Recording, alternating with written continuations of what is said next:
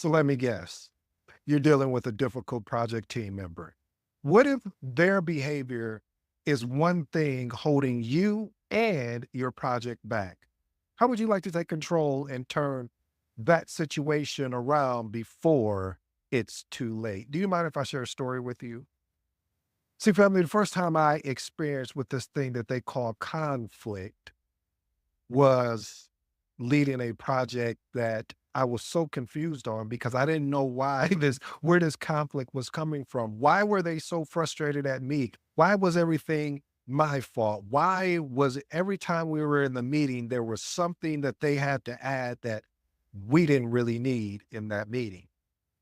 And you know what I learned really fast, and I got up to speed really fast, is that I decided to reach out to that team member. Because every time I would send an email, they would have something to say that was either antagonizing or it was something that it was not even relevant to the conversation.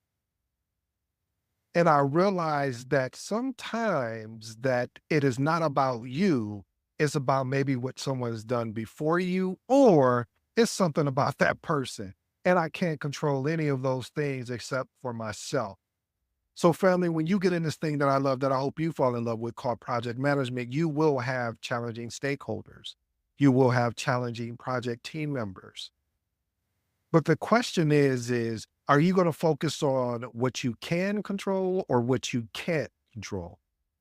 Because if you focus on what you can control, which is you have a better shot at having more success at this thing called project management. But if you focus on what you can't control, you'll start off like how I started off in this thing called project management, a little shaky because of the fact of every time someone had something to say, I had something to say back.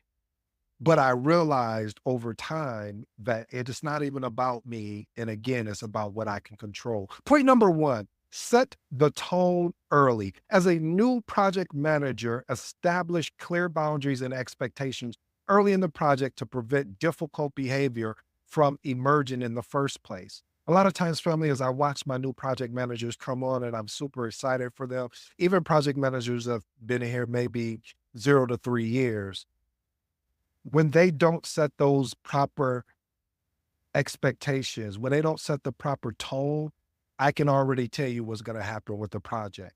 Here's my actionable tip. At the start of the project, hold a kickoff meeting where team roles, responsibilities, and behavioral expectations are explicitly stated.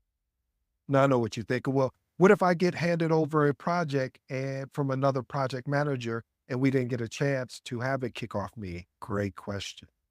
You need to reset the team. And resetting the team is just basically saying, here, let me allow me to reintroduce myself. I was about to go into something else, but allow me to introduce myself and really give, a background about me and what my expectations are and what I'm going to do. But you always want to make it about the team because if you come in too brass, too strong, you're going to turn the team off and they're going to be like, who does this person think they are? But let them know you are there to collaborate and just don't be a mouthpiece and talk about it. Actually execute and exhibit what you're talking about you're going to do. So if you're saying, hey, I'm going to connect with my team members once a week or once every 2 weeks, whatever that frequency is, stand by that because the team is going to be expecting that. Point number two, stay confident in in your authority. Family, as a project manager, you're going to have difficult team members that's going to challenge your authority, especially if they perceive that you are inexperienced. Like I said, I gave the substitute teacher example. Anytime we would have a substitute teacher, I already knew what was about to happen with the classroom. And it was just reason why that classroom tested that substitute teacher because they believe or they perceived that this teacher was inexperienced, but they might have more experience than the actual teacher. However, it was the perception. And so family, that's why I'm recommending to you is when you go in and you are leading these projects, stay confident in your authority, stay firm and confidently lead the project without being swayed by any resistance. Here's my actionable tip. Maintain a confident tone when addressing issues and back your decision up with data and logical, as well as project related reasoning. This key, I should have said message on this because when you lead with authority, even if you like, man, I don't know, even if you feeling that way, like, I don't know if this is going to be right. Hey, talk with someone else on the project team that you could connect with to ask questions. Because when you're asking questions, that lets somebody know, okay, they're curious. I'm willing to help them. So stay confident in your authority. Point number three, separate the person from the problem. This is one thing I've gotten better with over time, but it's still a work in progress. Because family, I'm telling you, when you get what we call these nasty grams, and what I call it a nasty gram, meaning that it's an email correspondent that comes through that somebody took the time to write out a page or two about how they feel about you or the project. And it's like, we could have gotten on a call and resolved this. So here's my explanation. Focus on the behavior, not the person when addressing issues with a difficult team member. This keeps the conversation professional and my favorite, solution orientated. Here's an actionable tip. Use language like the issue with the meeting deadlines rather than you're always missing deadlines to keep the focus on the issue at hand. Again, use language like the issue with meeting deadlines rather than you're always missing deadlines. Because when you say you're always missing deadlines, already the project team member, they're going to be on defense right away. I promise you that. So again, you want to lead with, hey, the issue is really about meeting deadlines instead of pointing it at them, even though we're pointing it at them. Point number four, stay solution orientated. Message, anytime I say message, this is a point you want to lock in, you want to pay attention to. Why do we want to focus on this point? We want to focus on this point because the more you can stay solution orientated, you won't get so lost in the problem. You won't get so caught up in what the problem actually is because you'll be too busy trying to find solutions to rectify the problem. So when dealing with a difficult team member, focus on finding solutions rather than dwelling on the problem. This will help redirect the conversation towards a positive action. Here's my actionable tips. Encourage the team member to offer their own solutions to the issue. See, family, when you ask the team member to offer solutions to the issue. Now, when we take their solution, it's saying, hey, this is something you came up with. This is something we both ended up aligning on because I thought it was a great solution. What's the issue with your solution now? Because now they have to take accountability for this proposed solution that we're moving forward with. And this also can help them feel more involved and resolving the situation faster. Point number five, document early and consistently. You knew documentation was coming because what? Documentation beats what? Documentation beats conversation. Even if issues seem small, document early and consistently will provide a trail of facts that can be useful if the situation worsens. Let me tell you a quick story. The reason why I put this particular point in today's episode is because I've been guilty of not documenting early enough on a situation that I thought, oh, it's not that big of a deal. Maybe that person is going on it. Just like I said before, it's just separating the person from the problem. But what I started noticing is the problem it would just it started getting worse bit by bit. And by that time, it was out of control, and I had to escalate all the way to executives because we weren't getting the proper response that we needed. And it was frustrating because it was something that I knew my intuition was like, let me document. I was like, no, maybe I'm overreacting. But at the end of the day, I should have stuck with what my gut was. So I'm telling you, family, I'm recommending to you document the issue, even if it's minute or small, because what's going to happen is if you have to remove this project team member, or if you have to go to HR or their direct manager, they're going to want facts. They're not going to want your emotions or your feelings. They're going to want, hey, on Friday, we had this meeting and John said X, Y, and Z. And this was my response. And this was the solution. They didn't want to work on a solution. They were pushing back, etc. So document these small, minute things. And I know it's going to be tedious with everything else you have going on, but you'll thank me for this later. I've already paid the price, so you don't have to. So please, I'm asking you, please learn from my lesson where document it early. And I'm the king of documentation beats conversation. But it's always those little things, those little small things you're like, it's not that big of a deal. Those are the ones you want to make sure you document right away. Here's my actionable tip. Start a shared document where key conversations, decisions, actions are tracked from the beginning of the project to avoid missing critical details. You guys know my favorite artifact, which is a RAID Q log. RAID means risk, A means action items, I means issue, D means decision, and Q means questions. Point number 6, offer support rather than criticism. Again, offer support rather than criticism. A team member may be difficult to deal with due to challenges they're facing, whether personal or professionally. Offer support rather than immediate criticism can help them overcome obstacles and improve their performance. Here's my actionable tip.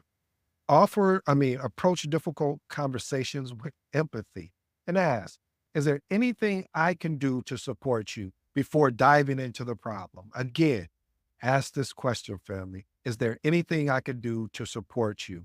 Or how could I help support you in whatever you're doing? It's about the person. You want to start with the person first before jumping in and criticizing. See what's going on, dig deeper. Point number 7, model the behavior you want to see. Family, this is key as a project manager. Your team takes cues from your behavior, if you know it or not. So if you demonstrate a behavior of being patient, a behavior of being professional, a behavior of being collaborative, it's more likely that your team will follow suit. Now, of course, there are going to be project team members that don't, but eventually they will get on board, or you will need to take the proper escalation path to get them off the team. And if you can't get them off the team, you have to figure out a way to work around them and with them. And that's by really sitting down and really understanding what is going on with them, having that conversation. Here's my actionable tip. Actively display the behaviors you expect, such as punctuality, meaning being on time. When you say a meeting starts at 2 o'clock, start the meeting at 2 o'clock. Attentiveness. When someone is talking to you, paraphrase back the information that you just heard so you can let them know that you were listening to everything they said. Respect. As Aretha said, RESPECT. You know the respect that I need. Put some respect on my name and I will put some respect on yours. So again, all this has to be all interactions with your team, family. Ensure that you are providing, just treat people how you want to be treated. That's just as easy. And of course, you're going to have people that's not going to treat you well, but and those are what we have these tactics in here for. Point number 8, be proactive and not reactive. Address issues as soon as they arise. Letting small problems linger can lead to bigger conflict later on, making resolutions more challenges. Like I told you, a little quick high level story I shared with you about me not documenting, even though my intuition was saying document it was something small. I was like, okay, I'll work with the person and we'll get on. And eventually it just blew up. By the time I looked up, I was like, oh, because it started impacting the team. So my actionable tip is schedule regular check-ins with your team, giving them the chance to raise issues before they become major problems. That is key, giving them a chance to raise issues before they become major problems. My bonus, focus on building trust. This should have been number 1. This could have been 1 through 3. Building trust with your team can prevent future difficulties. Reason why a lot of your team members don't trust you or give you an opportunity to lead them is because they don't trust you.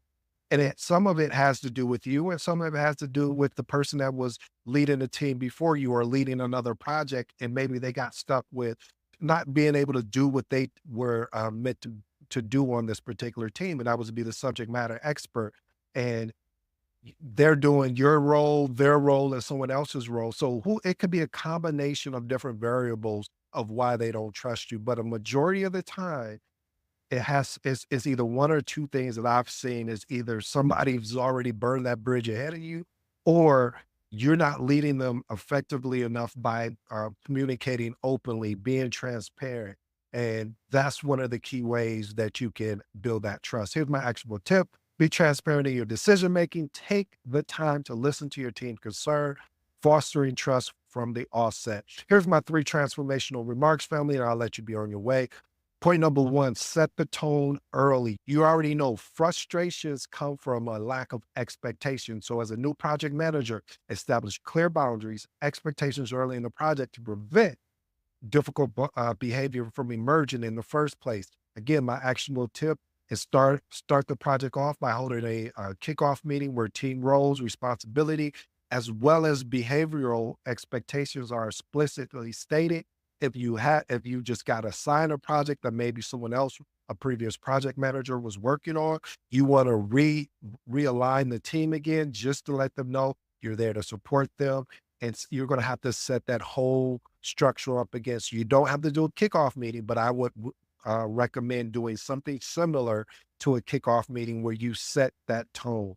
No, point number two, document early and consistently. I shared the story with you, family, how there was something so small that I was like, okay, we'll be able to work through it. Even though my intuition was saying I need to document this because it was just something that just didn't feel right, but I didn't.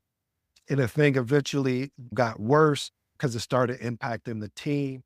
I just thought it was one off person, but it was really the team. It just grew really fast. So start a shared document where key conversations, decisions, actions are tracked from the beginning of the project to avoid missing critical details, as I recommend my RAID Q log.